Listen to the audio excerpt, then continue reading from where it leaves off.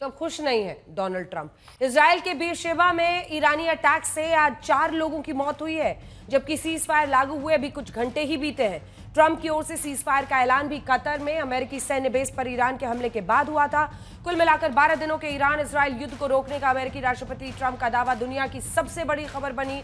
भले कल क्या हो शायद किसी को पता नहीं, इसीलिए आज हल्ला बोल का मुद्दा यह है, सीज फायर मंजूर, लेकिन क्या मिडिल ईस्ट में शांति अभी है दूर? पहले ये रिपोर्ट देखिए।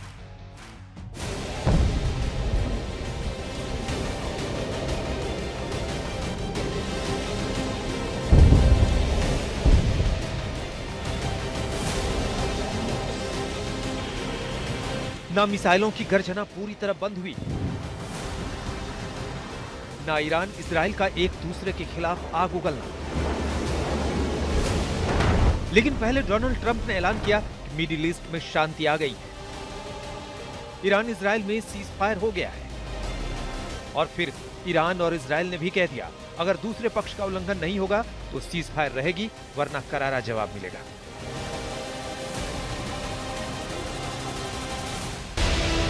इजराइल की ही तरह ईरान की सिक्योरिटी काउंसिल के बयान के मुताबिक अगर अब कोई आक्रमण हुआ तो इसका निर्णायक, कठोर और वक्त पर जवाब दिया जाएगा। ईरान की सुप्रीम काउंसिल ने इजराइल पर विजय पाने का भी दावा किया और कहा कि ईरान के जवाब की वजह से ही दुश्मन सीज फायर को मजबूर हुआ। सीज फायर उल्लंघन का आरोप लगा दिया है, लेकिन ईरान की सरकारी मीडिया ने उन आरोपों का खंडन किया कि सीज फायर के बाद ईरान ने मिसाइलें दागी हैं। इस पूरे घटनाक्रम के बीच ईरान और इजराइल के सीज फायर के लिए राजी होने के राष्ट्रपति डोनाल्ड ट्रंप के ऐलान के तरीके ने पूरी दुनिया को हैरान कर दिया है। अमेरिकी राष्ट्रपति ने पहले सोशल मीडिया पोस्ट पर लिखा कि इजराइल और ईरान दोनों उनके पास सीज फायर के लिए आए, जबकि इसके पहले ईरान ने कतर में अमेरिकी बेस पर हमला किया था। इस हमले को लेकर राष्ट्रपति ट्रंप का बयान था,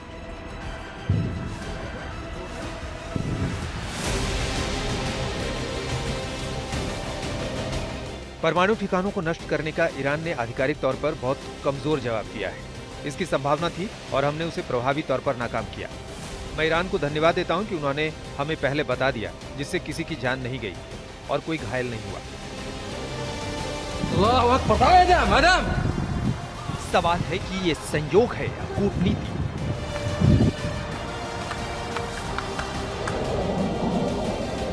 यहां यह नहीं भूलना चाहिए कि ईरान पर अमेरिकी हमले से किसी बड़े डैमेज की रिपोर्ट्स नहीं आई है, बल्कि हमले से पहले फोर्डो परमाणु साइट से ट्रकों में भरकर परमाणु एसेट्स हटा लिए जाने की थ्योरी अब तक कायम है। एक और बात गौर करने वाली है कि ईरान ने कतर में अमेरिकी बेस पर हमला जरूर किया, लेकिन कतर को अपना दोस्त और पड़ोसी बताया। वैसे तो ट्रंप के मुताबिक ये 12 दिनों का युद्ध था, अब मिडिल ईस्ट में शांति और समृद्धि आएगी। लेकिन मिडिल ईस्ट का ये संकट सीज फायर के ऐलान के बावजूद जस का तस बने रहने की आशंका बनी हुई है। आज तक ब्यूरो। आइए चर्चा की शुरुआत करते हैं। कई खास मेहमान हमारे साथ जुड़ रहे हैं। प्रोफेसर आसिफ रमीज दाऊदी साहब, जो कि किंग अब्दुल अजीज यूनिवर्सिटी जद्दा से हैं, यहाँ आए हैं हमारे साथ। Professor Anshu Joshi, professor JNU में है। मेजर जनरल विशंबर दयाल जी हमारे साथ जुड़ रहे हैं। बेनी बेंजामिन, पूर्व इजरायली सैन्य अफसर हमारे साथ जुड़ रहे हैं। वारिस पठान AIMIM से। रतन शारदा जी, जो कि लेखक हैं और संघ के जानकार भी हैं। लेकिन 2-3 बातें जिससे पूरे विश्व की भौएं इस वक्त रह रहकर चढ़ रही हैं, वो है अलग अलग जो परिस्थितियां बन रही हैं। अब हुआ क्या क्या है अभी तक, अगर आप ईरान और अमेरिका के बीच में देखें तो 3-4 बड़ी बातें हैं जो आपको समझनी चाहिए। एक तरफ 22 जून को ईरान के 3 जो परमाणु ठिकाने हैं उन पर अमेरिका हमला करता है, एंड ओब्लिटरेटेड वर्ड यूज करते हैं डोनाल्ड ट्रंप उसके बाद। लेकिन उसी 22 जून को फोर्डो के ट्रकों से परमाणु एसेट्स हटने का भी दावा होता है। आपने सैटेलाइट इमेजेस देखी होंगी, ट्रक्स वहां लगी हुई हैं, और यह दावा हुआ कि वहां से तो उन्होंने 400 जो किलोग्राम है वो वहां से हटा लिया था, 60% प्योरिटी वाला यूरेनियम। अब 22 जून को ही ईरान के परमाणु ठिकाने ध्वस्त होने का ट्रंप का दावा है। ईरान का दावा, हमें कोई बड़ा नुकसान नहीं हुआ। फौरन ईरान कहता है कोई रेडिएशन नहीं है, हमें कोई नुकसान नहीं हुआ है। मतलब पहले सूचना देने के लिए ट्रंप ने ईरान को कहा शुक्रिया। ये 23 जून की बात है, जब उन्होंने, यानी बीते दिन ईरान ने अमेरिकी बेस पर कतर में हमला किया। ट्रंप बाकायदा पोस्ट डालते हैं और इस पोस्ट में लिखते हैं, thank you Iran for giving us this notice. जितनी मिसाइलें अमेरिका ने दागी उतनी ईरान ने भी दागी। इधर ट्रंप का दावा बेहद कमजोर थी ईरानी प्रतिक्रिया, ट्रंप ये दावा करते हैं। तो ईरान कहता है कि हम भी जबरदस्त उनको प्रतिकार कर रहे हैं, और आपने देखा ही होगा चाहे तेल अवीव हो, बीरशेबा हो, तमाम जगहों पर ईरान लगातार फायरिंग कर रहा है। ये है डोनाल्ड ट्रंप का वो पोस्ट जिसमें वो ये साफ साफ शब्दों में लिख रहे हैं, thank you Iran for giving us notice, ताकि वहां से हम अपने लोगों को हटा सके, हमें जान का कोई नुकसान नहीं हुआ। अब इससे दो तीन बड़ी बातें खड़ी होती हैं। पहली बात तो यही कि क्या वाकई आपस में फिक्स्ड मैच चल रहा है। बताया जा रहा है कि आप न्यूक्लियर ठिकानों पर अब हम हमला करने वाले हैं। बताया जा रहा है कि हम अब आपके अमेरिकी बेस में कतर में हमला करने वाले हैं, क्योंकि याद रखिए कतर बहुत करीबी है ईरान का, और वो बीच में मध्यस्थता का भी काम कर रहा था। तो कतर को ही चुना जाता है जहां पर अमेरिकी बेस पर ईरान हमला करता है। और ट्रंप खुद कह रहे हैं कि हमें पहले ही ईरान ने जानकारी देती थी। तो क्या ईरान अपने ही लोगों की आंखों में धूल झोंक रहा है?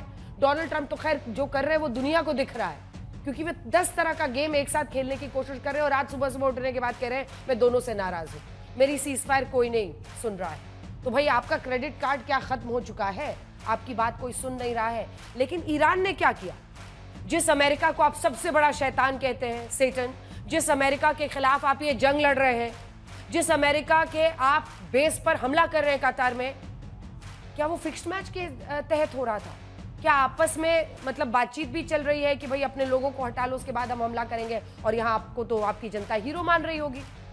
कई सारे सवाल हैं जिन पर हम चर्चा की शुरुआत करेंगे सीजफायर के बावजूद। लेकिन अगर आप देखिए क्या क्या हुआ है वो भी हम आपको बता दें, क्योंकि ट्रंप इजराइल और ईरान दोनों से खुश नहीं है। उन्हें सुबह उठते उठते कह दिया है, राष्ट्रपति ट्रंप बोले दोनों ने सीजफायर तोड़ दिया है। इजराइल पर 6 बार बैलिस्टिक मिसाइल से हमला कर दिया अब तक ईरान ने, और इजराइल ने ईरान पर हमले का आरोप लगाया है। इजराइल के बीरशेबा में, ये देखिए जो हुआ है वो हम आपको दिखा रहे हैं। इजराइल के बीरशेबा में अभी तक की मिली जानकारी के मुताबिक बीरशेबा में लगभग 4 लोग मारे गए हैं, जो अभी तक की मिली हुई जानकारी है। ये सब क्यों हो रहा है? क्या वाकई सब कुछ अभी सुस्त पड़ चुका है, या फिर युद्ध अभी मतलब इसका 2.0 आने वाले वक्त में हम देख सकते हैं? आज इसी पर हम चर्चा की शुरुआत कर रहे हैं। जनरल दयाल, मैं आपके साथ ही शुरू करना चाहती हूँ। क्या समझ में आ रहा है आपको? क्या वाकई अगर डोनाल्ड ट्रंप ये दावा कर रहे कि ईरान ने बता दिया था हमें हटा लो, तब तो अपनी आंखों, जनता की आंखों में धूल झोंक रहा है ईरान? देखिए अंजना, ये इनकंक्लूसिव वॉर्स है, कॉन्टेक्टलेस वॉर जिसको बोल रहे हैं, जिसको स्टैंड ऑफ डिस्टेंस है, ये डिस्ट्रक्टिव वॉर्स है। ये आत्मसंपर्ण की लड़ाइयाँ नहीं है, ये हार जीत की लड़ाइयाँ, ये डिस्ट्रक्टिव वॉर है। आप विनाशकारी लड़ाइयाँ हैं, ये आप डिस्ट्रॉय कीजिएगा और क्लेम कीजिएगा। तो इसमें जो है हर एक के पास मार्जिन है। ईरान के पास भी एक फेस सेविंग मार्जिन है, और इजराइल के पास भी एक फेस सेविंग मार्जिन निकल गया। और ट्रंप साहब जो है वो तो ये यूनिपोलर वर्ल्ड की तरफ नहीं जा रहा दुनिया, ये ट्रंप पोलर वर्ल्ड की तरफ जा रहा है। वो जो करना चाहते हैं कर देते हैं, उसके बाद दूसरे लीडर्स को भी मैं समझता हूं नगन हालत में कर देते हैं। तो पूरा ही नहीं हुआ, वो कह रहे थे हम रिजीम चेंज करेंगे, लेकिन हम सारे न्यूक्लियर क्लेम, मैंने बोला ना क्लेम आप क्या हासिल करते हो किसी को नहीं मालूम। देखिए कुछ डिस्ट्रक्शन हुई ना, वो इंफ्रास्ट्रक्चर डिस्ट्रॉय हुआ, अब उसका कुछ तो प्रोग्राम डिले होगा, इसमें कोई शक की बात नहीं है। देखिए उसका जो प्रोग्राम है, एक्सपर्ट्स कह रहे हैं 5 से 6 साल मिनिमम पीछे मतलब पुश हो गया है, सेटबैक हो गया। उनके बड़े न्यूक्लियर साइंटिस्ट मारे गए। प्रेसिडेंट ट्रंप की 3rd टर्म भी खत्म होने को हो जाएगी, या नेतन्याहू साहब इलेक्शन जीत के उनकी 2nd टर्म भी, एक और टर्म खत्म होने को हो जाएगी। आई एम टेलिंग यू, ये सब उसका है। और जो खोमेनी साहब हैं उनको एक मौका मिल गया इससे फेस सेविंग का और अपने आप को बच के निकलने का, to fight another day. Iran को भी मौका मिला है इस पूरे इलाके में कि अपना अस्तित्व बना रहा है। हमारा नुकसान हुआ है, उसको हम नुकसान को भरपूर कर लेंगे, लेकिन हमारे यहाँ कोई अमेरिकन बेस नहीं आके बना, कोई अमेरिकन तानाशाही नहीं चलेगी, हम अमेरिका के इशारे पे नहीं नाचेंगे। तो वो भी एक फेस सेविंग है। और इसमें कहीं ना कहीं जो सीज फायर है वो फिक्स्ड है। बाकी तो लड़ाई थी, देखो जेन्युइन लड़ाई थी, इसमें कोई शक की बात नहीं है। पर जो सोचा था इजराइल ने वो नहीं हुआ। इजराइल की जो कैसे नहीं हुआ, मैं आपसे काउंटर क्वेश्चन, मैं काउंटर क्वेश्चन कर रही हूँ 3 बातें बताकर। अमेरिका पता नहीं क्या हासिल उनको हुआ, क्या हासिल हुआ, खामेनेई साहब को एक फेस सेविंग जरूर मिल गई, लेकिन इजराइल ने उनके न्यूक्लियर साइंटिस्ट को भी घुस के मारा, इजराइल ने उनके स्ट्रेटेजिक पॉइंट्स पर भी हमला किया। नेतन्याहू जो चाहते थे कि अमेरिका को इस वॉर में खींचे, उसमें भी कामयाब हुए। तो मुझे तो लगता है इसमें सबसे ज्यादा किसी का फायदा थे, अमेरिका ने उनको गलत। ट्रंप तो कहते थे मैं इस मिडिल ईस्ट की वॉर में कभी नहीं पढ़ूंगा। बोलने की बात अलग है, ये बहुत लॉन्ग टर्म स्ट्रैटेजी है। ईरान भाई 1 मिलियन पीपल ड्यूल सिटीजनशिप रखते हैं इजराइल और अमेरिका के अंदर, वही सारे बिजनेस को कंट्रोल करते हैं, बिलीव यू मी, और उनकी बहुत पावर है। ऐसा नहीं है, इजराइल भी अमेरिका के ही दम पर शुरू किया था, जो भी कुछ किया था। इजराइल को जो हासिल हुआ वो हुआ, फर्स्ट जो टॉप लीडरशिप थी वो एलिमिनेट कर दी, राइट, और जो डिस्ट्रॉय थी वो डिस्ट्रॉय किया। लेकिन जो इजराइल को और जो CIA और मुसाद को जो इंटरनल ये फीडबैक था कि टॉप रंग लीडरशिप आप एलिमिनेट कर दो, फिर अपने आप लोग खोमेनी को भगा देंगे। They have failed in that, believe you me. इस पर जो अन्य मेहमान है, प्रोफेसर आसिफ रमीज दाऊदी जी, आपका क्या मानना है? क्योंकि देखिए सबसे बड़ी बात यह है कि आप मतलब अपने जो तमाम ये मुस्लिम देश हैं यहाँ पर, उन सब का सपोर्ट चाह रहे थे, लेकिन अब सवाल तो ये उठ रहा है कि सुबह उठते उठते ट्रंप कह रहे हैं कि हम दोनों से नाराज हैं, युद्ध भी नहीं रुक रहा है, ट्रंप का क्रेडिट कार्ड भी फेल होता हुआ दिख रहा है। दूसरी तरफ ये सवाल पूछा जा रहा है कि क्या वाकई अमेरिका को बता दिया था, तो फिर काहे को कतर में अमेरिकी बेस पर हमला किया? सिर्फ अपना चेहरा बचाने के लिए? चेहरा बचाने के लिए भी, और जो अटेम्प्ट जितने भी हुई हैं वो सारी फेल्ड अटेम्प्ट्स ही हैं। तभी तो हमने देखा कि कल किस तरीके से ईरान के विदेश मंत्री वहाँ जाके रशिया में मुलाकात की वहाँ पुतिन से, उसके बाद सुबह में कतर के बेस पे अटैक हो जाता है और अचानक से ये अनाउंस हो जाता है कि सीज़ फायर हो गया। सीज़ फायर के जो स्पेशलिस्ट बन गए आजकल, जो ट्रम्प कार्ड कहते हैं जिसको, वो एक स्पेशलिस्ट की तरफ से खबर आती है और अब ये है कि इस सीज़ फायर का उल्लंघन दोनों ही तरफ से किया जा रहा है, ये रिपोर्ट्स आ रही हैं। तो ये तमाम जो फेल्ड अटेम्प्ट्स की ही वजह कर, क्योंकि आप देखें जो 3 जगहों पे अटैक्स किए गए, जो इस्फहान की बात कर लें या फोर्डो की बात करें, तो उन वहाँ पे दोबारा और तिबारा भी अटैक्स किए गए। इसका मतलब ये हुआ, जो आप खुद कह रही कि मैच फिक्स तो नहीं था, एक डाउट तो है, लेकिन इसमें यह हुआ। अब एक बार इनको भी दिखाइए, आप बिशंबर दयाल भी हाँ में हाँ कर रहे हैं। नहीं, सीज फायर फिक्स था, मैच ओवरऑल मैच फिक्स नहीं था, सीज फायर बिल्कुल फिक्स है। वहां कोई नहीं था जहां इन्होंने रात को रेड किया, एक मिसाइल गिर गई, ये वो तो वही तो फिक्स मैच होता है ना? वो कंप्रोमाइज करने के लिए फिक्स है। ईरान ने आके तो कहा नहीं कि हमने नहीं बताया था अमेरिका को। नहीं, देखिए ऐसे वो डिनाई भी तो नहीं कर रहे ना। रास्ता निकालने के लिए कुछ फिक्स चीजें, ये हर एक चीज किस चीज के लिए रास्ता? फेस सेविंग के लिए ना? फेस, तीनों का फेस सेविंग और चुपके बदल के निकल जाओ, तो इसी को तो फिक्स मैच कहते हैं। नहीं, फिक्स मैच तो जब होता ना, जब ईरान के कहीं इधर उधर बमबारी करते जहां कुछ भी डिस्ट्रॉय ना हो। ईरान का नुकसान हुआ है, इसमें कोई शक की बात नहीं है।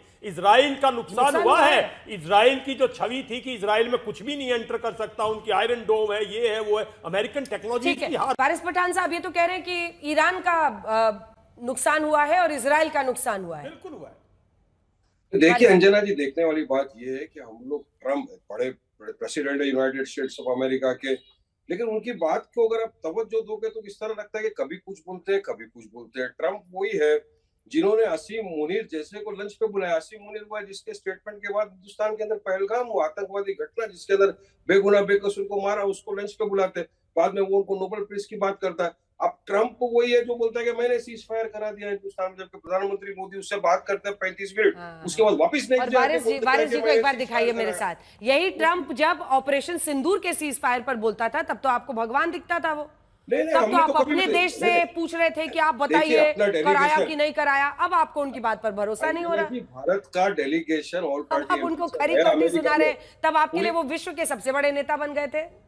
वारिस भाई सुनिए, भारत का डेलीगेशन गया ऑल पार्टी एमपीज का अमेरिका में, जाके पाकिस्तान की पोल खोला, बताया किस तरह से पाकिस्तान आतंकवाद को बढ़ावा दे रहा है। उसके बावजूद हम उसको बुला रहा है असीम मुनीर को लंच पे, प्रधानमंत्री से 35 मिनट बात करने के बाद बोलता है कि नहीं भाई मैंने तो सीज फायर किया। अब उसको क्या मानेंगे? आप वो बोलता है ईरान। अच्छा, ट्रम्प अब करंट स्टेटस जानते हैं, एक सेकंड इनकी आवाज नहीं चाहिए। वारिस जी, करंट स्टेटस आपका, फेथ क्वोशंट, ट्रस्ट क्वोशंट कितना है अब ट्रम्प पे? 10 में? मैं तो अभी उनकी बातों को ज्यादा गंभीरता से नहीं ले रहा हूँ ज्यादा जी, मेरी बात मानो तो। मैं जब ऑपरेशन सिंदूर पे बोला था तब गंभीरता से लिया था, अब विश्वास नहीं है जब वो ईरान पे बोल रहे हैं। अभी तो इसराइल को धमकी दे दिया।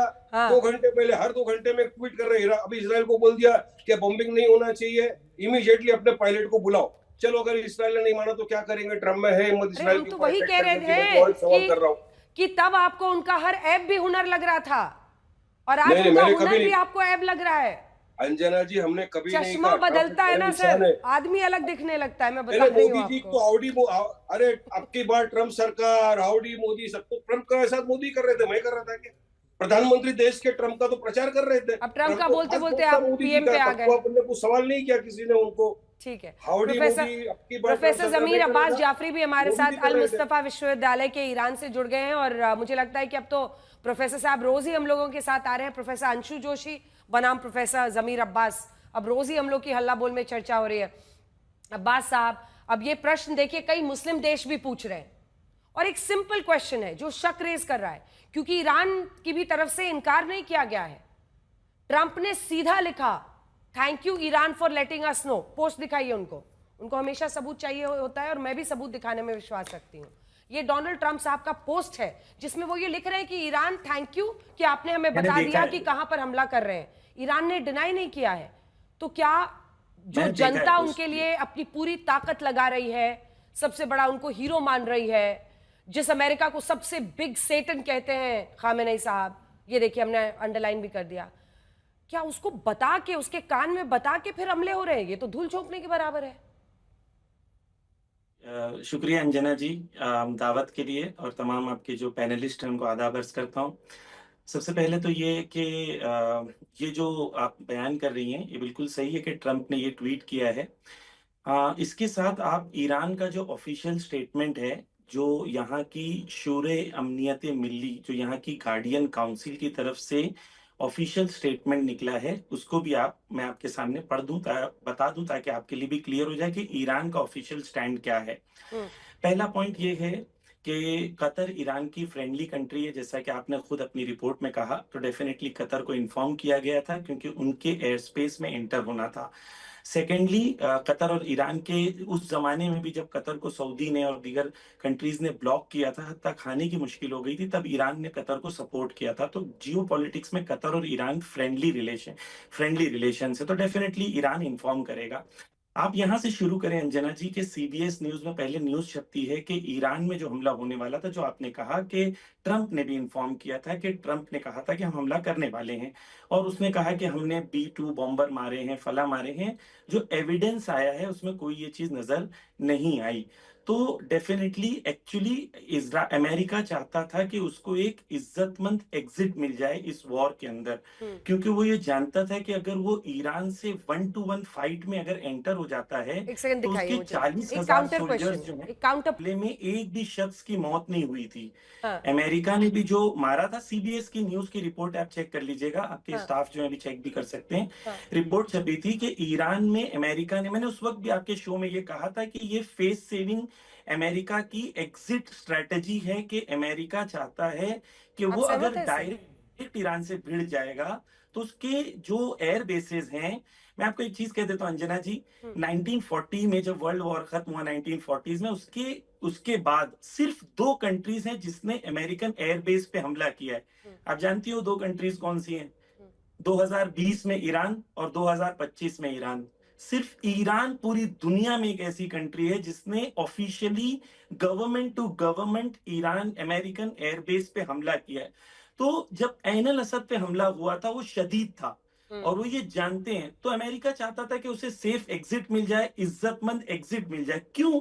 क्योंकि नेतन्याहू और सेफ एग्जिट जो आप खेल रहे हैं, सेफ एग्जिट जो खेल रहे हैं, ये इससे प्रोफेसर साहब भी सहमत है, इसके बाद प्रोफेसर जनरल साहब सहमत है, फिर मैं प्रोफेसर जोशी आ रही हूँ। देखिए, अमेरिका ने कोई फेस सेविंग, जब B-2 बॉम्बर जाते हैं ना तो दुनिया भर की एयर स्पेस कवर करते हैं, तो उनकी इनपुट कहीं कहीं पहुंच जाती है। लेकिन जो टॉमहॉक मिसाइल्स गई हैं, सबमरीन से जो मिसाइल्स गई हैं, उनका किसी को अंदाजा नहीं था, तो उसने आपके ऊपर अपनी तरफ से सरप्राइज किया है, इसमें कोई शक की बात नहीं है। उसके बाद जो कुछ हुआ, B-2 बॉम्बर्स के फायर के बाद जो भी कुछ हुआ है, मेरा मानना यह है वो जो संधि कराने वाले लोग थे उन्होंने फिक्स किया है सब कुछ, बाकी सब रियल था। कतर ने, और हो सकता है रशिया ने भी मुहिम की हो कि ईरान को, रशिया नहीं चाहता ईरान खत्म हो जाए। एक सबसे बड़ी चीज इसमें यह है ईरान के लिए, प्रोफेसर साहब को बताना चाहता हूं कि ईरान का जो एक्चुअल अस्तित्व है, इंडिपेंडेंट सॉवरेनिटी, इस इलाके में अकेला देश बचा हुआ है जो अपनी सरकार अपनी तरह चलाता है। कल ये खोमेनी साहब को बदल दें 1 साल बाद, जो कि उम्मीद कर रहे हैं कि अब शायद 1 साल बाद लोग अपने आप बदल देंगे, तो हम क्यों इस झंझट में पड़े? इनकंक्लूसिव वॉर का मतलब था फुट सोल्जर ग्राउंड पे क्यों लाए? सत्ता बदलने के लिए वो जरूरी है, आत्मसंपर्ण जरूरी है, वो नहीं हुआ ना। तो सब अपनी स्टेटमेंट देते रहेंगे, और लेकिन नुकसान की वो सीज़फायर बात चलेगा। कर रहे थे और कई सारे ऐसे लोग हैं जो प्रो ईरान नुकसान भारत हुआ में भी ईरान हैं। का। देखिए, मैं लेकिन जो ईरान नुकसान की हुआ मैं चाहता हूं, आपके सामने कितनी बार मैंने बोला, हम नहीं चाहते ईरान का नुकसान 6 हो। नंबर ईरान इजराइल युद्ध में पिछले 24 घंटों में इतने सारे ट्विस्ट और टर्न्स आए हैं कि कहना मुश्किल है कि युद्ध का आखिरी अंजाम क्या होगा। युद्ध चल रहा है या युद्ध रुक गया है। अब से कुछ समय पहले अमेरिकी राष्ट्रपति डोनाल्ड ट्रंप का बयान आया कि इजराइल ईरान पर अब हमला नहीं करेगा, सीज फायर लागू है। लेकिन इस बयान के कुछ ही देर पहले सीज फायर तोड़ने पर वो इजराइल और ईरान दोनों पर भड़क रहे थे। ट्रंप ने कहा था कि मैं ना इजराइल से खुश हूं और ना ईरान से खुश हूं। ट्रंप का बयान पहले आपको सुनाते हैं।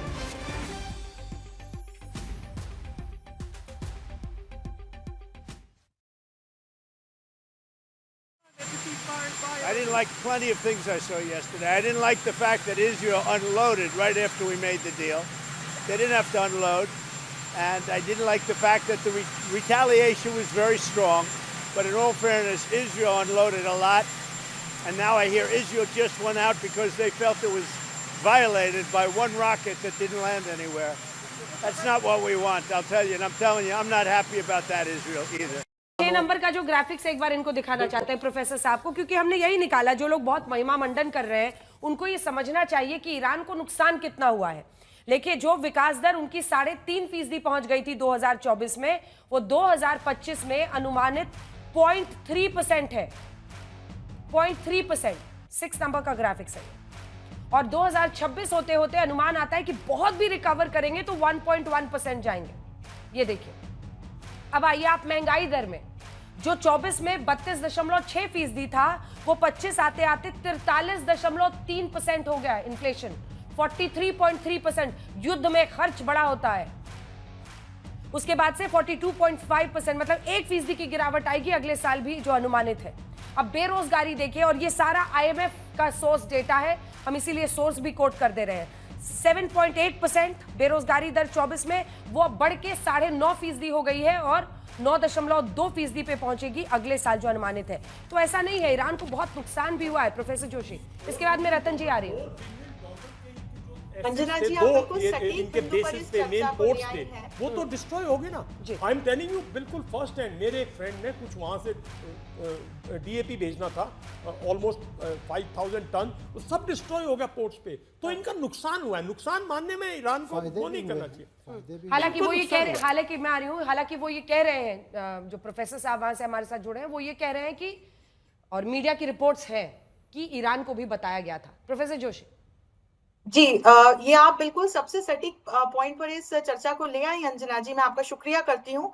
जो बड़ी वजह है कि कैसे ये तमाम जो शक्तिवान देश है वो धीरे धीरे पीछे हटते हुए दिखाई पड़ रहे हैं, क्योंकि सबने अपने अपने जो ऑप्शंस है उनको वे किया है। एक $500 बिलियन से लेके $1 बिलियन USD तक का हर देश का खर्चा होता है युद्ध भूमि पे, यदि वो युद्ध लड़ता है। रशिया लगभग इसी तरह का खर्चा स्पेंड कर रहा है। तो फिर हालत क्या होती है? इन्फ्लेशन बढ़ता है, अर्थव्यवस्था को झटका लगता है, सरकार और जनता को एक युद्ध की कीमत चुकानी पड़ती है। बहरहाल मुझे लगता है कि ट्रंप जो अपने ये तमाम स्टेटमेंट्स दे रहे हैं, उनको बेताबी है वैश्विक स्तर पर एक सर्टिफिकेट प्राप्त करने की दुनिया से कि भाई वो एक बड़े शांतिप्रिय नेता है, और जैसा उन्होंने अपने इलेक्टोरल कैंपेन में प्रॉमिस किया था कि अपने अमेरिका का राष्ट्रपति बनते ही वो रशिया यूक्रेन युद्ध को और इजराइल हमास युद्ध को अंत की ओर ले जाएंगे, जो कर पाने में वो नाकाम रहे हैं।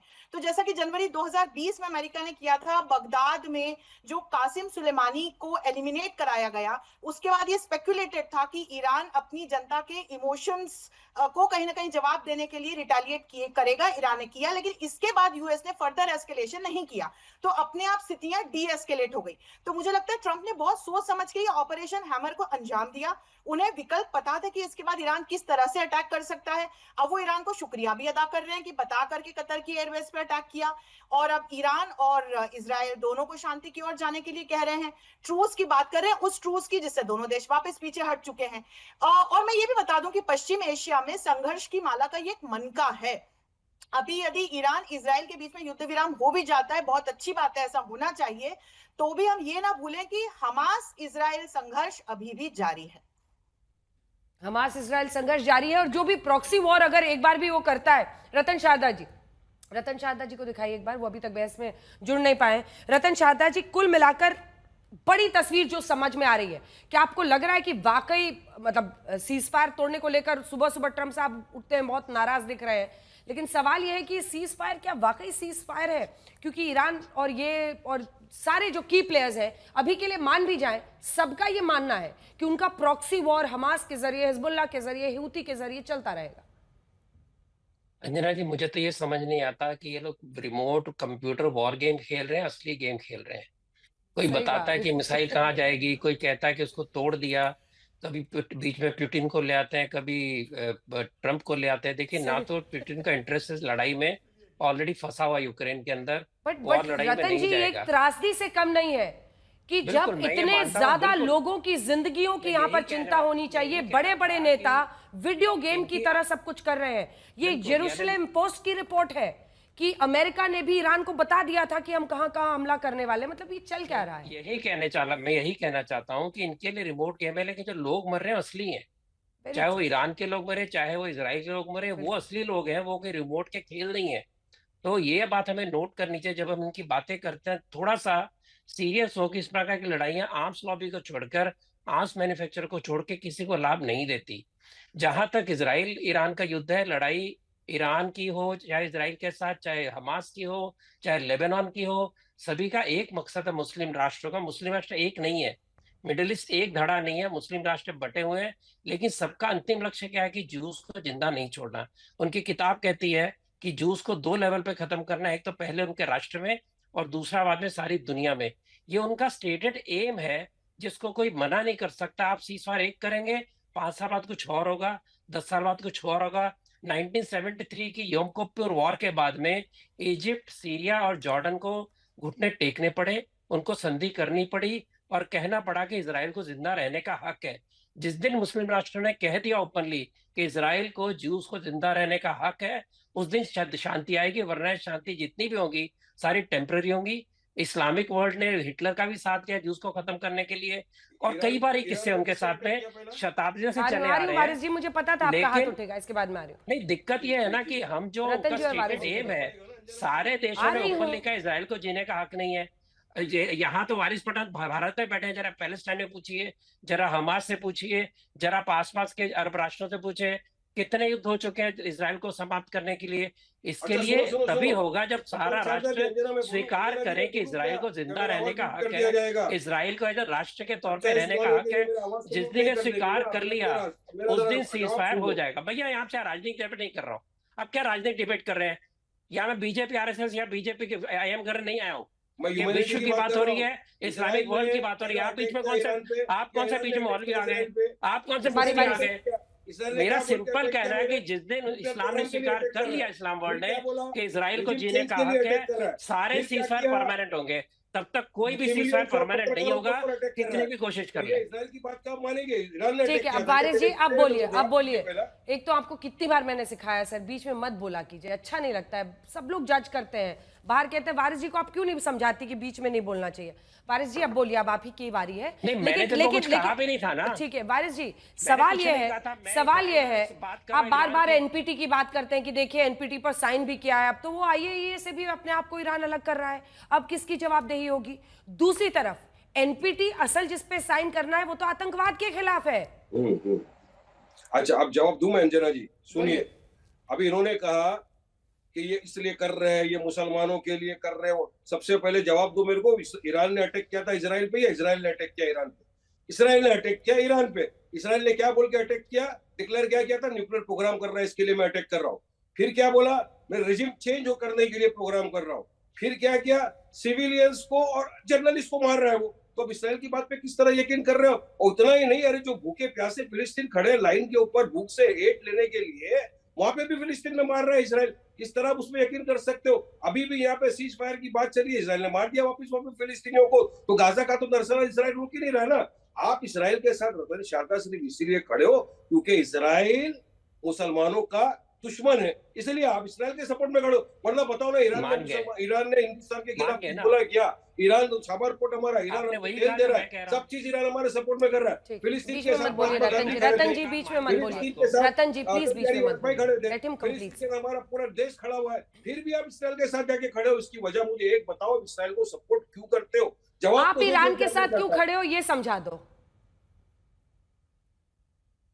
आप ये है ना ईरान कि के साथ मुसलमानों क्यों के खड़े हो दुश्मन है। जबकि जबकि भारत दोनों देशों से बैलेंस रिश्ता रख रहा है, इजराइल और ईरान दोनों से। ये भारत की फॉरेन पॉलिसी है साहब कि हम इजराइल से भी अच्छा रिश्ता रखेंगे, रक्षा सौदे करेंगे, हम ईरान से भी अच्छा रिश्ता रखेंगे। तो आप इजराइल के दुश्मन और ईरान के सबसे बड़े हितैषी क्यों बन गए हो? आपकी अलग इंडिपेंडेंट फॉरेन पॉलिसी चलती है।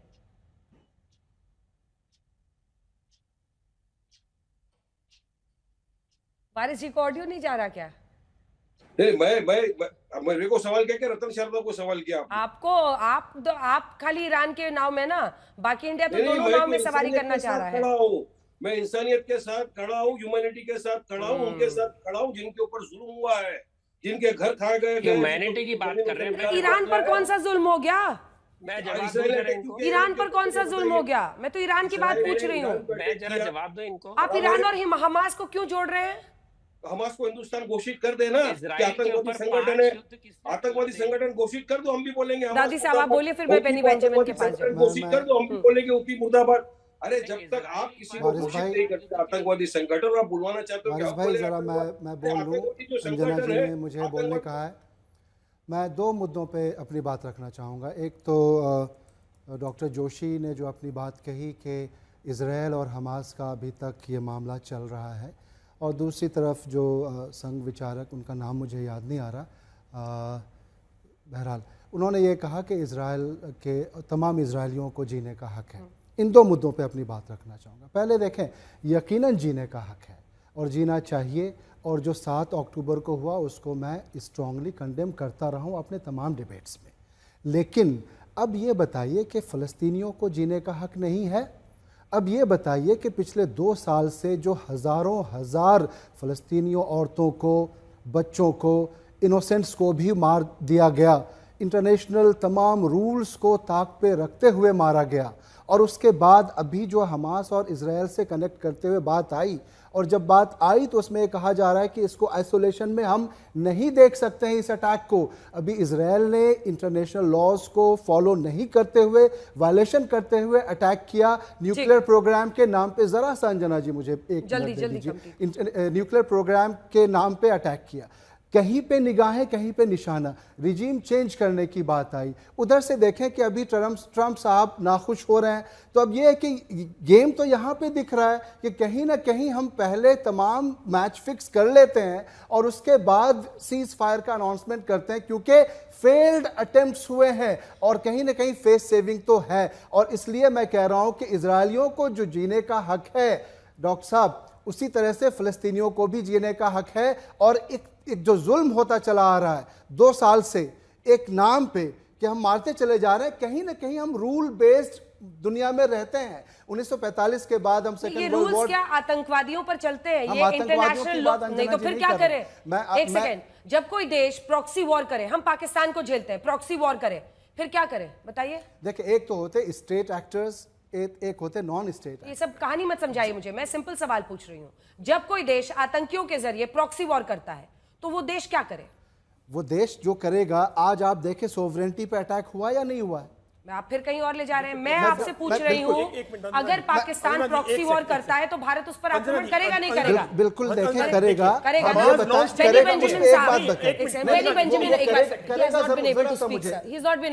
बेनी बेंजामिन साहब जो ये कह रहे हैं, उनकी बातों का आप जवाब दें, क्योंकि आप इजराइल से जुड़े हुए हैं, आप सैन्य अफसर भी वहां रह चुके हैं, आप उनकी बात का जवाब दें। वो कह रहे हैं कि ह्यूमन राइट्स वायलेशन कर रहा है इजराइल। बिल्कुल कर रहा है।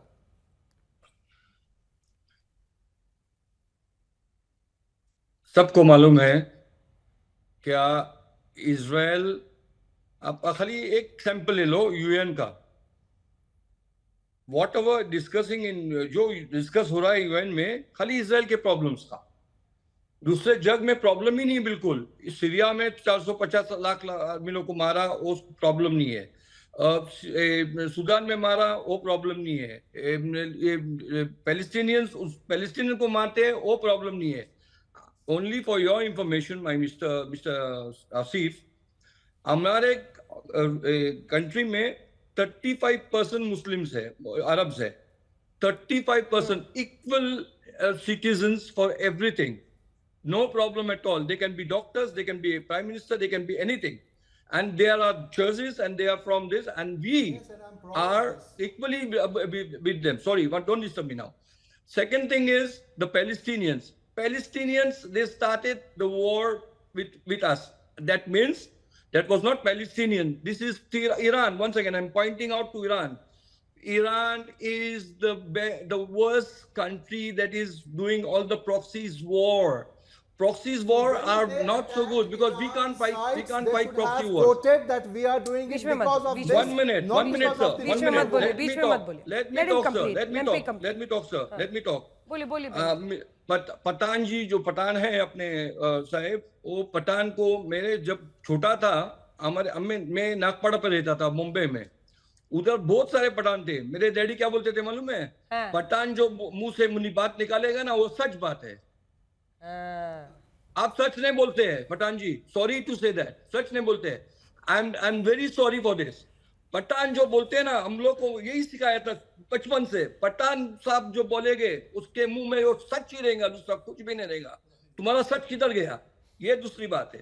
थर्ड बात मैं बोलता हूं मैं आपको, मैं सच ही बोल रहा हूं। आप सच नहीं बोल रहे। आप मेरे मेहमानों के इधर आओ, मैं आपको बताऊंगा क्या सच है। मैं आपको बताऊंगा क्या सच है। मैं भी इंडिया का हूं, मैं भी इंडियन बॉर्न हूं। I am proud of India and I am proud of Israel. I am telling you one thing, we are not doing unnecessary wars in Israel. We are not doing unnecessary wars. Our wars are for ourselves. Believe me, I am here for 62 years. Hindi Beni साहब, हिंदी। मैं 60 साल इधर हूँ। 60 साल में 4 war 5 war में देखा हूँ और 2 वॉर में मैं था। It is not easy. मेरा बेबी बच्चे को रखते हैं, हम लोग जाते हैं वॉर में और मर के आते हैं, कभी कभी जिंदा आते हैं। मेरा भी ग्रैंड डॉटर भी आर्मी में है। For what purpose we need that? जैसे तुम लोग इंडिया में बैठते हैं ना, अभी इजराइल अमेरिका को कैसे देख रहा है? अभी बेनी साहब, इजराइल अमेरिका को कैसे, हो तो सुबह उठे हैं आज और उठते ही कह दिया कि मैं बहुत नाराज हूं इजराइल से। अब क्या किया जाए? इजराइल कैसे देख रहा है इसको, ट्रम्प साहब को? See, we are first of all independent country. Yes, we are depending on America. हम लोग अमेरिका से बहुत सारा मदद मिलता है हमको। I don't say no, without that we can't do it. We are very small country. बहुत छोटी कंट्री है। कितने बार बोला, 60 kilometre long, 60 kilometre broad, 600 kilometre long. It's like a slip in some places in the world. But Israel is an independent country and we don't damn give on anybody what says about us. We are for us, for protecting us. That's all. And we have good friends.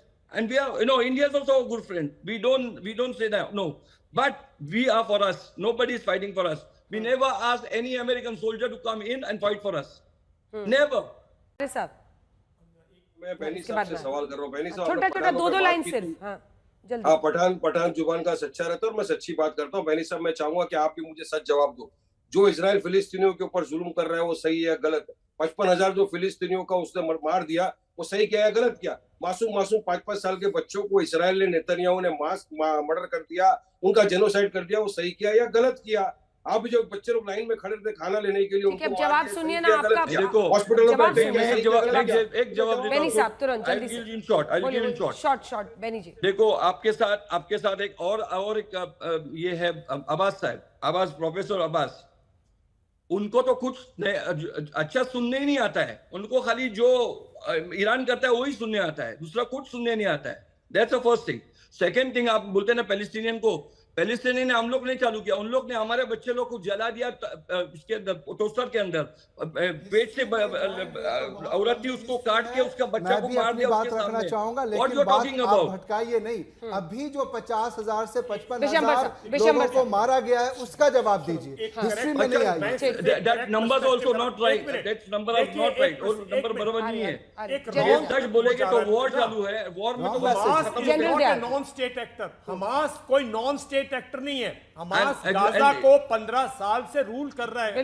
Hamas को non state actor नहीं कह सकते आप। Hamas की सरकार है, वहां Hamas चला रहा है ना गाजा को। तो ये कह देना कि वो नॉन स्टेट एक्टर्स हैं, ये पूरा का पूरा जो गाजा का काम किया है ये हमास का किया हुआ काम है, नॉन स्टेट एक्टर। और कोई भी कंट्री नॉन स्टेट एक्टर्स करके टेररिज्म के दरवाजे से विनाश नहीं कर सकते और उसको हम नहीं जाने देंगे, बिकॉज वो हमारे मूल उसके खिलाफ है ना। पाकिस्तान कहता है ज्यादा वो नॉन स्टेट एक्टर है, हर एक नॉन स्टेट एक्टर यहाँ हमारे यहाँ तबाही करे जा रहा है। कोई नॉन स्टेट एक्ट नहीं है। जो टेररिस्ट हैं और जैसे हमास पर्टिकुलरली, और हमने बिल्कुल इजराइल के साथ दिया हमास के युद्ध में, मेरी सिर्फ ये थी कि भाई आप इंटरनेशनल लॉ वायलेट करके ईरान पे मत करो, पहले हमास को सॉर्ट आउट करो। करना है क्योंकि इस पूरे वही जब कर रहे हैं तो फिर ये सारे रोना धोना शुरू कर रहे हैं। गलत बात है। अगर अस्पतालों के नीचे सैन्य कंट्रोल सेंटर्स चलेंगे तो क्या करेगा? मतलब मैं तो ये पूछूं कि इजराइल यहूदियों को जीने का अधिकार है या अल फतह को वीक किया, पूरी पैलेस्टीनियन मूवमेंट को वीक करने में किसका हाथ है? हमास का हाथ है। अल फतह को डिवाइड करने में